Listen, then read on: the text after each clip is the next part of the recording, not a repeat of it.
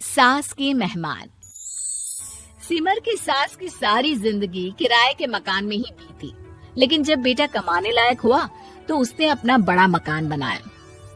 क्या है माँ, इतनी लंबी लिस्ट मेहमानों की? गृह प्रवेश है सिर्फ, शादी में तो तुमने इन लोगों को बुलाया ही था ना।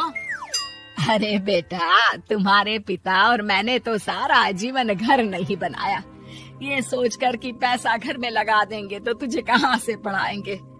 अब बेटा, घर जैसी खुशी में मैं उन लोगों को कैसे भूल जाऊं जिन लोगों के साथ मैंने पूरा जीवन काटा। तभी वहाँ बहू आ जाती है। क्या माँ जी, कैसी बात कर रही हैं? बुआ जी, चाची जी, उनकी बेटियाँ, ससुराल वाले सभी तो आ रहे हैं। मैंने उनकी लिस्ट सुमन से पूछकर तैयार कर ली है। हाँ बेटा, ये लोग तो रिश्तेदार हैं, इन लोगों को तो बुलाना ही है, लेकिन जिन लोगों के साथ मैं किराए के मकानों में रही, वो मकान मालिक, वो पड़ोसी, उन्हें कैसे भूल सकती हूँ। माँ, लेकिन वो नीलम आंटी को तो मत बुलाना, बड़ा ही लो स्टैंडर्ड साउंड करती है वो। हाँ माँ, और वो किरण को भी। उनका पति और बेटा खाते कितना है। और नहीं तो क्या, शादी में भी 2000 रुपए वाली प्लेट में दनादन खा रहे थे। माँ कुछ नहीं बोलती, कमरे में चली जाती है। तुम्हारी माँ की तो चोचले ही अलग है, न जाने लोगों को क्या बताना चाहती हैं। अरे आस पड़ोस को तो ऐसे पूछ रही है जैसे कि रिश्तेदार। हाँ, जानता हूँ माँ को, वो किसी से जुड़ती है तो दिल से जुड़ती है। वैसे बात करता हूँ उनसे। सभी अपने अपने काम में लग जाते हैं। सास को नींद आ जाती है और वो सो जाती है। लग रहा है कि गुस्सा होकर सो गई। कपड़े भी अपने बाहर फेंक कर गई हैं। बहू है ना, नौकरानी जैसी, कर लेगी काम। बड़बड़ करती बहू सास के कमरे में जाती है और कपड़ों को उनकी अलमारी में रखती है कि तभी उसके हाथ में एक एल्बम और कुछ खत लगते हैं। अरे ये क्या है? बहू एल्बम देखती है जहाँ नीलम आंटी और सास के साथ छोटा सा उसका सुमन खड़ा होता है। इनके बचपन की फोटो। वो सारी फोटो देखकर जब खत को खोलती है तो वो किरण का होता है। बहू खत पढ़ने लगती है। खत में लिखा होता है, तू पैसे की चिंता ना कर, सुमन की पढ़ाई में कोई कमी ना हो, हम पड़ोसी नहीं बहने हैं। तभी सास जग जाती है। अरे बहू, क्या हुआ? कुछ चाहिए था क्या? बहू बात घुमा देती है। माँ जी, वो इनकी फोटो देख रही थी नीलम आंटी के साथ। कितनी सुंदर लग रही है ना आंटी? हाँ, दिखा तो जरा फोटो। बहू सास को फोटो देती है।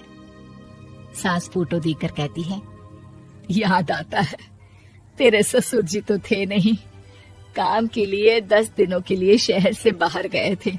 जब बेटा होने वाला था तब नीलम आंटी और अरुण अंकल ही थे। आंटी बेचारी रात भर मेरे साथ बैठी रही तो अंकल भाग भाग कर दवाई का इंतजाम कर रहे थे।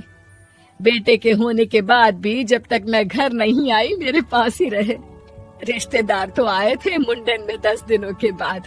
बहू सुनकर खुश होती है। तभी नजर खत पर पड़ती है। माँ, ये किरण आंटी को आपने पैसे वापस कर दिए? हाँ, वो भी समझ कैसे कैसे किए मैं ही जानती हूँ। सुमन की पढ़ाई के लिए पैसों की जरूरत थी।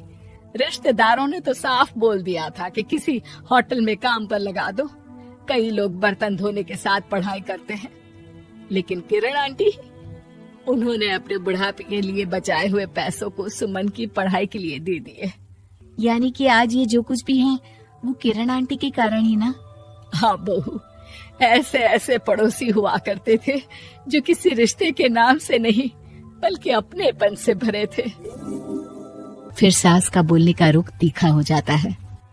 और फिर भी देख, सुमन इन लोगों को भी नहीं बुलाने दे रहा है। माँ, मैं बात करती हूँ, ये लोग सिर्फ आएंगे ही नहीं, हम लोगों के साथ रुकेंगे भी घर में, रिश्तेदारों की तरह।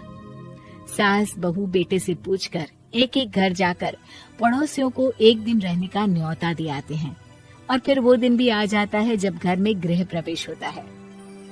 अरे हम लोगों का कमरा कहाँ है? बड़ा कमरा देना हम लोगों को, खुला खुला।